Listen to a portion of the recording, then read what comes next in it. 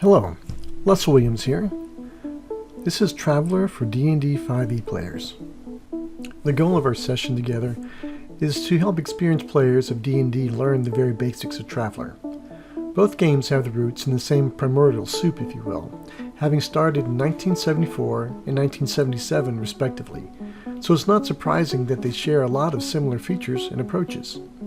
Traveller is to modern-day sci-fi RPGs as D&D is to modern-day fantasy RPGs. Something like that cool granddad that's still fun to hang out with, a bit of the old school remixed with the modern age. If you're an experienced Dungeons & Dragons 5e player, you'll find picking up the modern version of Traveller very easy, as you don't really know it yet, but you already know the basics. Your referee will help you with the details as they come up. My hope is at the end of this, you'll feel very comfortable jumping into a Traveller-based game. There are a lot of ways to look at this, but perhaps we should start by looking at the character sheets, something that a D&D player knows well. Then we'll work up to how we got there. In D&D, we have 6 characteristics that range from 3 to 18 based on a point buy or a 3 dice 6 roll, which is throwing a regular dice 6 3 times and adding them together. Those characteristics are strength, dexterity, constitution, intelligence, wisdom, and charisma. You can see the scores in this example sheet is the numbers in the circle at the bottom.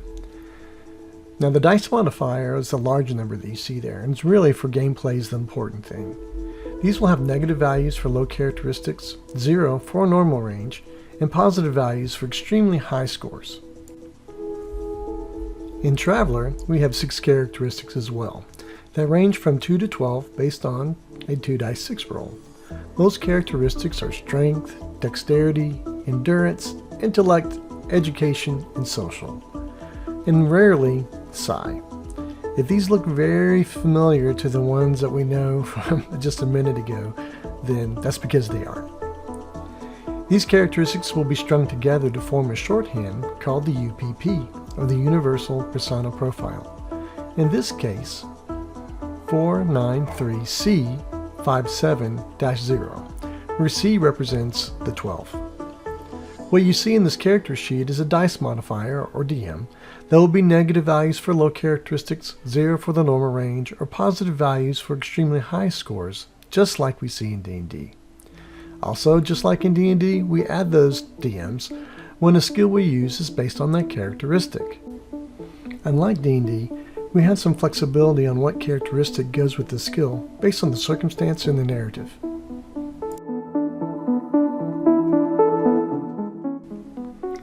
If you've heard of Traveller previously, but not played, you probably heard it's the game that can kill you during character creation. Well, that was true in the early days, and practically, it's somewhat true today. Just as in D&D, there are several options you have for how you gin up your characters. In D&D, you have a lot of control on how you set up starting characters, even to the point of completely optimizing if you so wish. In Traveller, it's like you're headed out of high school with grand plans and then life happens. I like to think of this as the Traveller character minigame, and is best completed with your other crewmates. When you finish, you have stories to tell about how you were all involved in each other's lives and only have each other to blame for your successes and challenges that you're about to face. In D&D, the feature most players will know are hit points and armor class. D&D hit points can be thought of as heroic points, meaning how much of a beating a character can take before some kind of effects, like the possibility of dying, kicks in. Generally speaking, until you hit that point, your character functions like it always does. Even if you're on death's very door, down and out, there are many ways for your character to have even just one of these points returned, and in most cases, they're back in the fray. No worse for the wear. Not so in Traveller. Combat and damage are deadly. Here's my first Traveller tip. If someone points a weapon at you, dodge or dive for cover, because a bullet or laser to the face will likely kill you. This is why Traveller is known as a harder science epic with fantasy elements.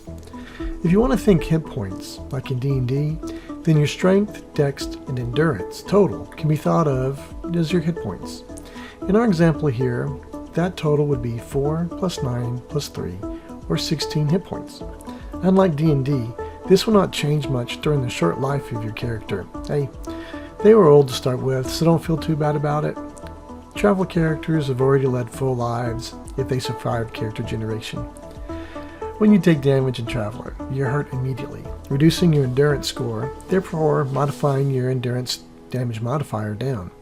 When that goes to 0, then your dex or your strength, your choice in most games, is reduced as well, along with your DM. When you have 2 characteristics down to 0, then you're down. Unconscious. You lose all 3, you're dead. Dead. Of course, in D&D, you want to know your armor class. This is a difficulty roll target for the bad guys to hit you and chop away at those heroic points, hit points we talked about earlier. If the baddie's combat skill check roll, plus their rank benefit and proficiency modifiers, and the characteristic DM up to that point is added all together to that number or more, they got you. Maybe it affects your character, but usually not, until the last moment possible when that last hit point is gone. In Traveller, as in all kinds of skill checks, you'll roll your check, which we'll cover next, and if it is an 8 or higher, you're hit. If you're wearing armor, then the damage is reduced that much, but everything that gets through hurts, and the effects are immediate, as your characteristics are reduced and likely your DM's. Okay, we are almost there.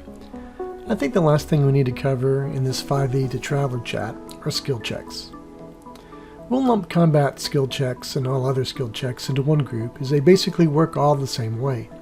It's just in one situation you're using a combat skill like melee or laser, and the other is more mundane, such as investigate or carouse. The list of skills here is for mundane skills, but there's also a list for melee, heavy weapons, and so on in D&D. Success is based on a difficulty class. Being a DM in D&D and a Traveller ref since the beginning of these games, I can tell you with some certainty that this is a sliding scale.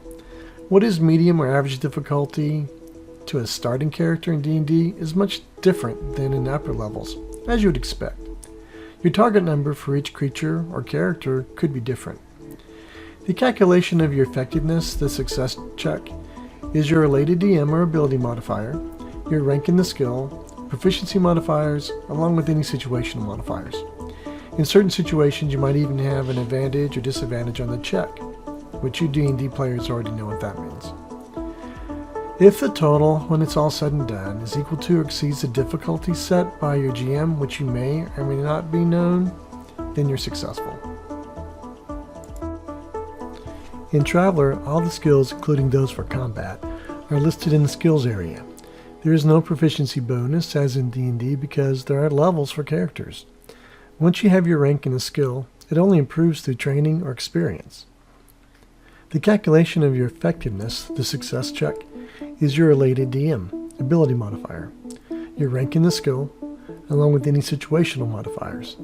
In certain situations, you might even have a boon or bane on the check, which works just like advantage or disadvantage in D&D. If your total, when it's all said and done, is equal to or exceeds 8 in most cases, you're successful. In the case of combat, you'd roll out the damage and apply it to your target. Of course, it's important to know who goes first when the timing is tight, as in combat. We call this kind of skill check an initiative check.